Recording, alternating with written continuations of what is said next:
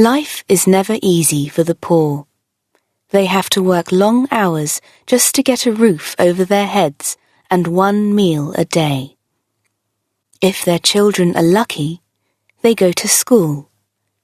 If they are not lucky, they have to work.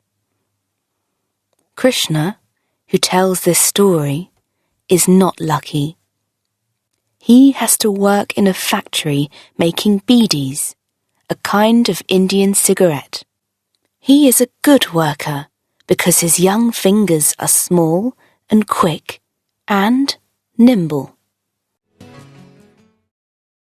I cannot read or write, but I can count, but only up to 1,500, because that is the number of beedis that I need to make in a day.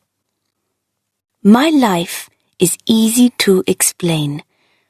If I wake up early, I can play for about 1 hour, or until the sun begins to light up the eastern sky.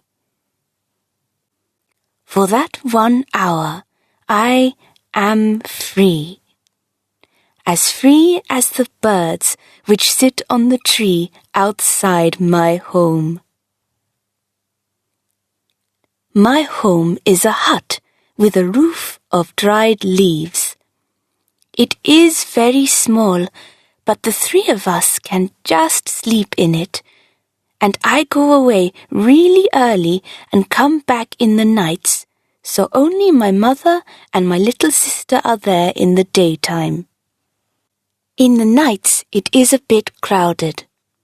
When we sleep, my arm is often around little Tangachi, or Amma's thin foot is resting on my leg, but it doesn't matter. The other day I asked Amma, "How old am I?" She counted on her fingers. 6. 6 sounds very small when you think about 1,500 beedis, but Sami, the owner of the factory where I work, always says that I have nimble fingers. That night, when we were having our meal outside our home, I asked Amma, "What does nimble fingers mean?" "It means your fingers are like Weaver Mama's fingers," she said.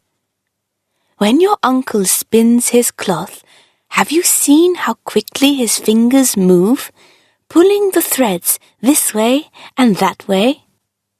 I love to watch Weaver Mama working, and now I am very happy because my fingers are like his." I asked Amma one more question while we drank our rice soup. "Why do I have to work with Sami and not with Weaver Mama?"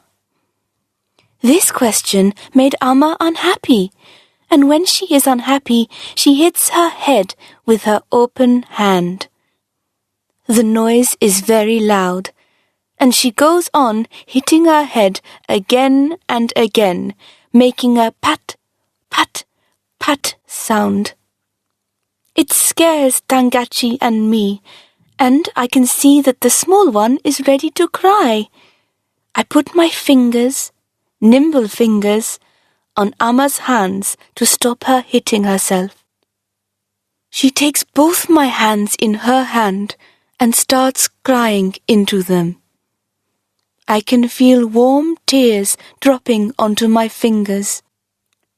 Here I am, happy that I have Weaver Mama's fingers, and Amma is crying.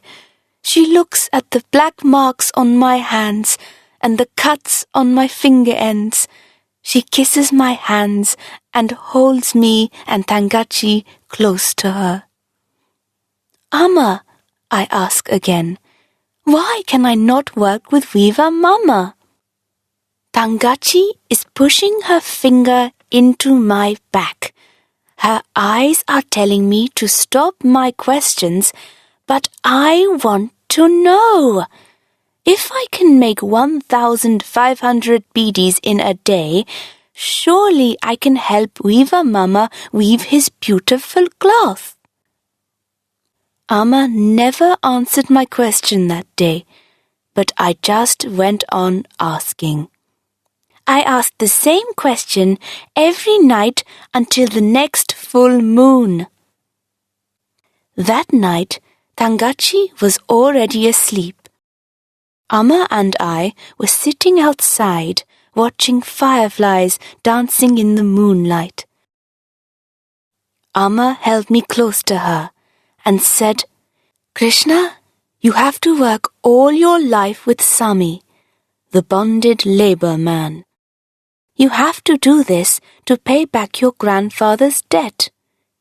You cannot work for another person because your grandfather has taken 5,000 rupees and sold you to Sami. All your life you will have to work for him in the same way as your father did." I looked down to the ground because I do not want Amma to see the tears in my eyes. I am a brave boy, you see, but suddenly my nimble fingers don't feel so nimble anymore.